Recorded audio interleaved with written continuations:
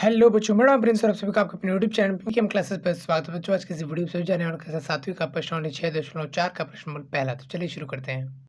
तो बच्चों, यहाँ पर प्रश्न पहला हमारे सामने, जिसमें क्या कह रहा है कि निम्न दी गई भुजाओं की मापों से क्या कोई त्रिभुज संभव है। देखो यहाँ पर जो है 3 ऑप्शन दिए हुए हैं आपको। 3 ऑप्शन में क्या गया है, तीनों भुजाओं की माप दी हुई है, मतलब कितना माप नापने पर कितना मिला है वो 2 सेंटीमीटर, 3 सेंटीमीटर, 5 सेंटीमीटर। क्या इतने माप वाली भुजा से बनी कोई त्रिभुज बन सकती है वास्तव में, असलियत में? ऐसा आपको जो है यहाँ पर क्वेश्चन दिया हुआ और ऐसा आपको देखना है, पता लगाना है। तो क्या इसके लिए आपको सच में मतलब बनाना ही पड़ेगा 2, 3 और 5 सेंटीमीटर भुजा वाली एक त्रिभुज, उसके बाद ही आपको पता चलेगा कि वो त्रिभुज बन सकती है या नहीं? तो देखो बच्चों, ऐसा नहीं है कि आपको बनाना पड़ेगा, आप कुछ तरीकों से, कुछ गुण से भी आप पता लगा सकते हो। देखो क्या बात है, देखो आप ध्यान से, किसी भी त्रिभुज में, फॉर एग्जाम्पल ये आपके पास एक जो है त्रिभुज है, इसका नाम यहाँ पे दे देता हूँ एक्स वाई जेड। तो हमेशा याद रखना कि ये वाला एक साइड को जोड़ेंगे तो हमेशा अगले वाले से बड़ा होगा। इन दोनों को जोड़ दो तो इससे बड़ा, इन दोनों को जोड़ दो तो इससे बड़ा, इन दोनों जोड़ दो तो इससे बड़ा। अब जब ऐसा कभी होता है ना, तो उतने सेंटीमीटर वालों का तो कोई त्रिभुज बन सकता है, पॉसिबल तो है।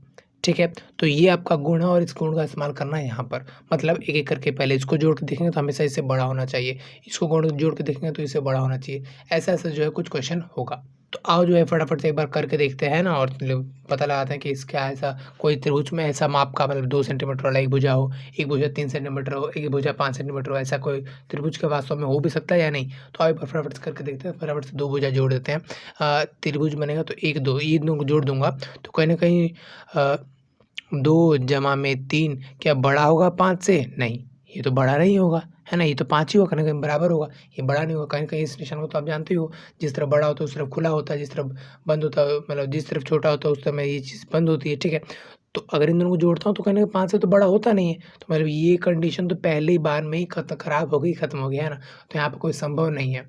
मैं लिख देता हूँ संभव नहीं है। देखिए, अब क्योंकि ये कंडीशन, ये जो आपका शर्तें थे, ये संभव नहीं है, तो अतः हम कह सकते हैं कि त्रिभुज बनना संभव नहीं है। अतः त्रिभुज संभव नहीं है।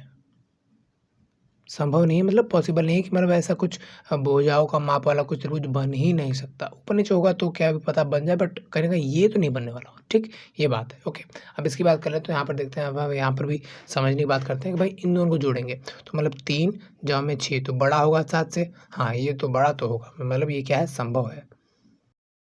ठीक है, अच्छा इन दोनों से काम बन जाएगा? नहीं, इन दोनों को भी जोड़ के देखते हैं। तो क्या आप 6 को और जब में 7 करेंगे तो क्या वो भी बड़ा होगा? अगले वाला जो कि बचा हुआ 3 है उससे बड़ा होगा? हाँ, बड़ा तो है, तो मतलब ये भी संभव है। ये टिक का निशान, मतलब ऊपर वाला नीचे वाला सेम सेम, तो आप यहाँ पर लिख लेना संभव है। ठीक है, पेपर में कहीं भी टिक का निशान है, कहीं भी शॉर्ट फॉर्म का इस्तेमाल नहीं करना, हमेशा फुल फॉर्म अब पूरी बात लिखनी है। ठीक है, अच्छा एक जोड़ा हो गया, एक ये हो गया, एक इन दोनों का भी देख लेते हैं, है ना? 7 और 3 को जमा करेंगे तो क्या बड़ा होगा 6 से? हाँ, बड़ा हो तो होगा, तो ये संभव है। ठीक है, तो हम कह सकते हैं कि बच्चों अतः त्रिभुज संभव है।